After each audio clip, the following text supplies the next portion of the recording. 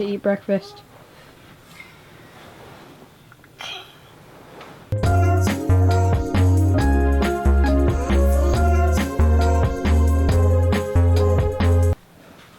Do I have time to get out?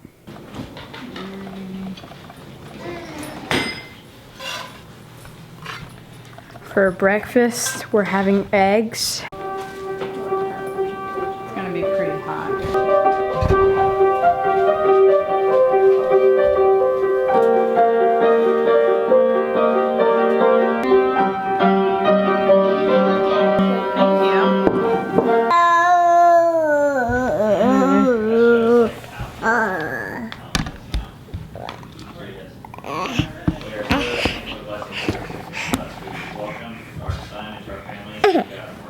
Oh no.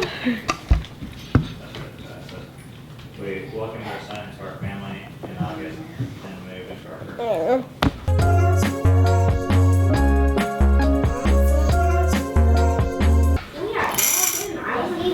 first. Margarine, please.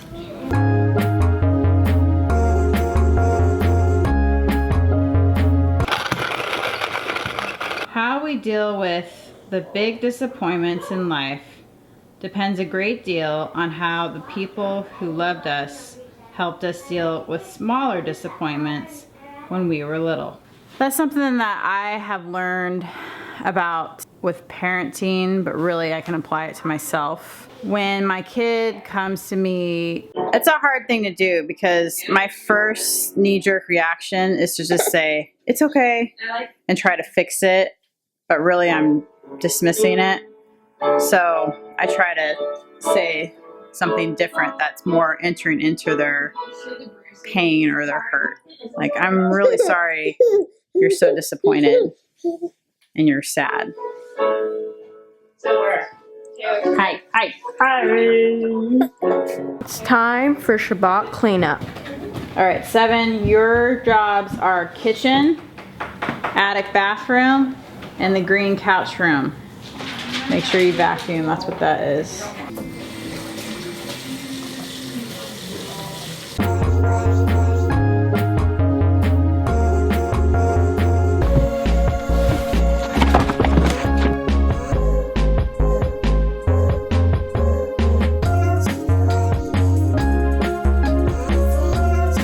We went to the store to get a stand for the Christmas tree because it didn't come with one.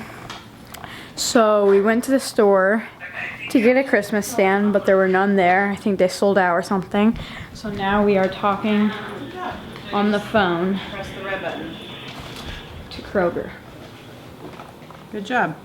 So Memory just finished talking to people. I think it's one of the last Christmas tree stands. So they put it on hold for us. We are on our way to get a stand for this Christmas tree. I lost it! That's what you get.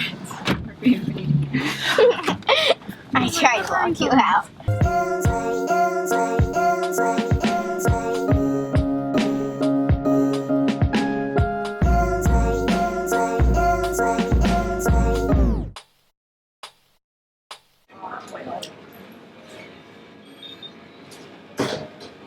Is that all you need? I think we're gonna grab one more thing. Okay. So we'll just grab this. Thank you. I don't look around. There it is. The Christmas tree didn't come with any screws, like they fell out or got lost or something, but that was the last one. So now we are trying a different store.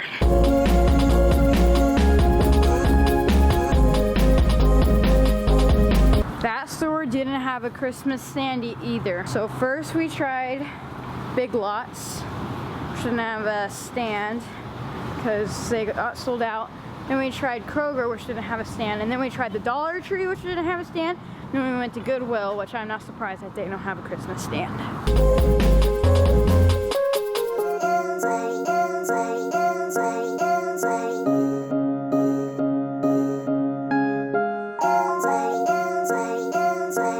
So we had to make do, and Dove made do.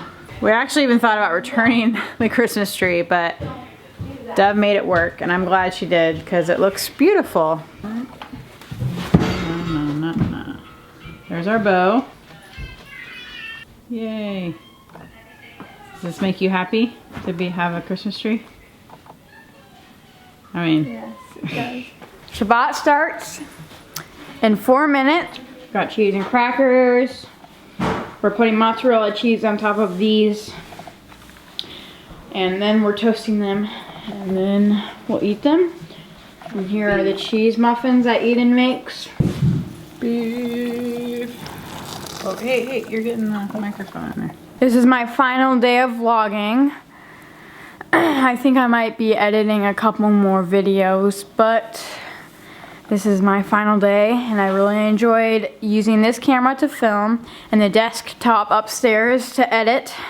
It's easy and hard at the same time because, one, it's hard because I'm using different tools to do the vlog. This, which is really hard to use with the tripod and stuff, and the desktop, which is a whole nother editing situation.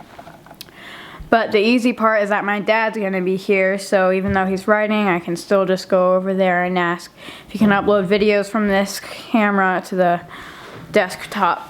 I've really enjoyed doing this week, and I think my dad is almost done with his book. He's got the hard draft done, and he's doing 16 chapters. I think he's at like chapter 9 or something. We are heading upstairs to the attic. I wanted to show you guys what's been going on in my week. This is my office that you guys have seen a lot of time before, but I haven't shown it like on purpose this week because I just haven't been able to split the energy of dialoguing with you guys and narrating my life. And sorry, I was out of breath walking up the stairs. But this is where I've been doing my writing. And I've just really been focused. I've been sitting there, drinking tea, smoking a few cigars, I'll be honest, but I try and wait till the afternoon. Reading here, drinking coffee, and really just hanging out every day in my office. And I think I wrote 4 chapters this week. It was so cool watching Seven pick up the vlog this week. And I wanted to thank you guys for just your flexibility with that. I know it's weird, not just having a 12-year-old make a product that adults are watching, but just having change and lack of consistency in this vlog. And I just want you to know that we acknowledge that and recognize that, and our family's going through a lot of changes too. And one thing about this vlog is we've had to hold it kind of with loose hands. But this week, Cammie and I, our eyes were open to some really cool things, and I think there's gonna be some changes coming up. There's a lot of writing that I feel like I should be doing now that I haven't been able to do because of the vlog. So the way we've solved this is by me taking a week off and Seven doing it, and we're like, the vlog kind of suffers. And the writing's suffering because I only get a week at a time, then I have to wait 3 weeks. Well, and the family suffers because you're gone for a week.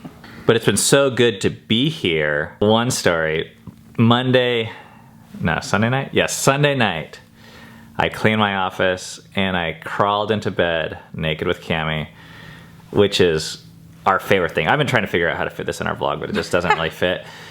But I gotta make it fit. It's like one of our favorite things ever. We've done this for 15 years in marriage, and it's like the highlight of my day.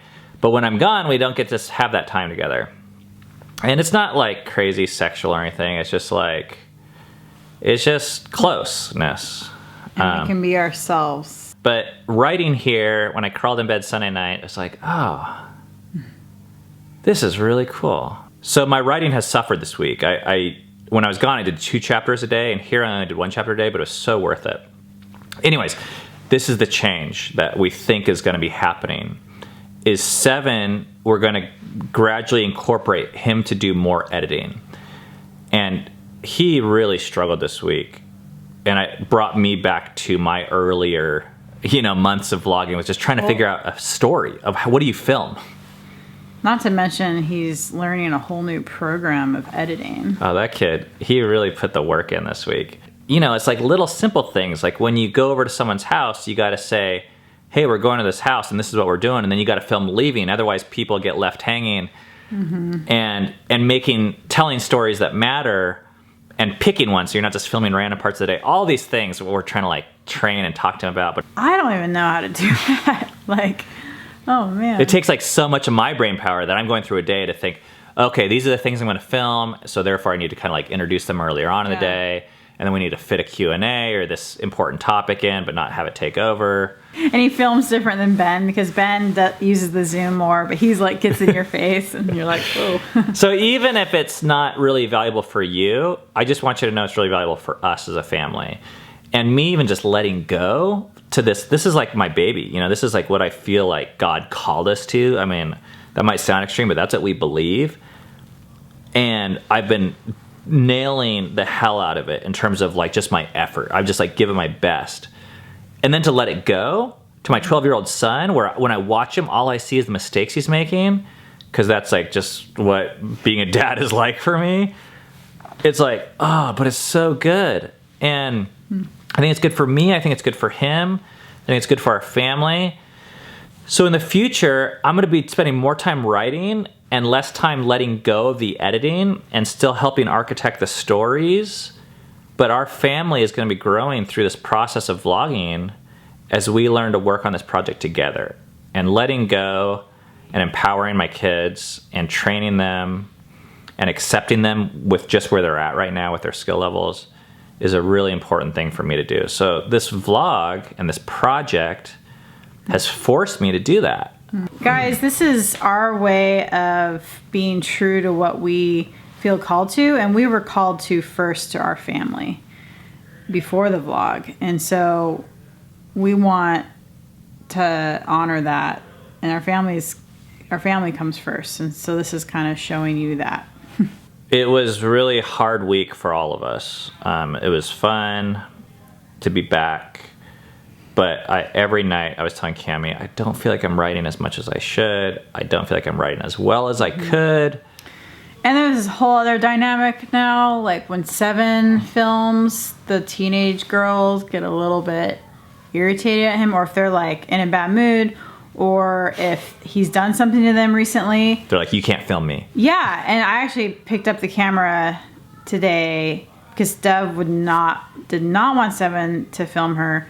So even though we feel like the vlog was kind of subpar this week, my writing was subpar this week, I have 2 or 3 people that have contacted me that I just have not contacted back.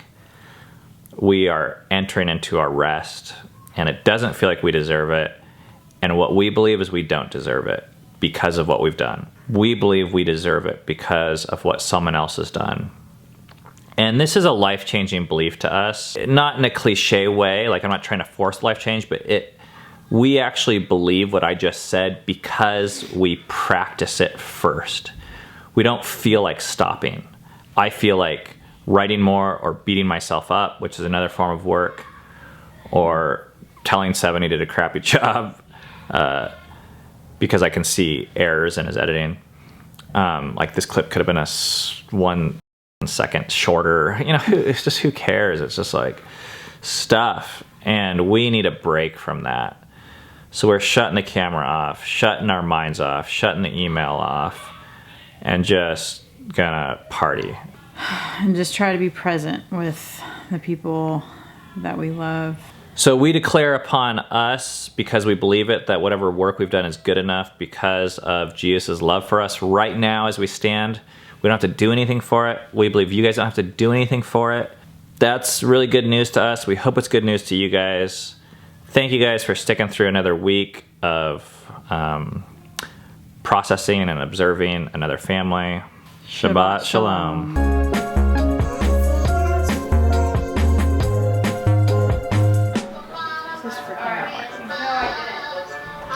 Okay. We went. This is a weird song.